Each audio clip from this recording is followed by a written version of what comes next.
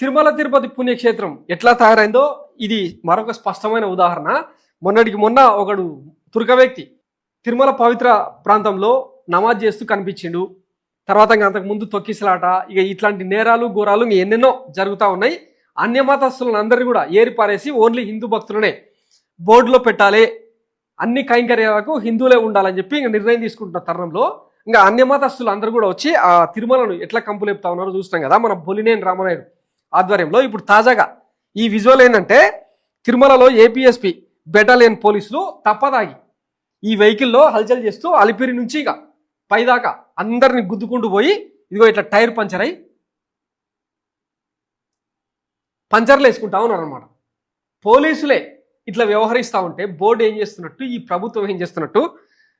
మద్యం దాగి పోలీసు వాహనంలో తిరుమలకు చేరుకున్న 3 పోలీసులు ఘటనా స్థలం నుంచి ఒక్కొక్కరు పరారి.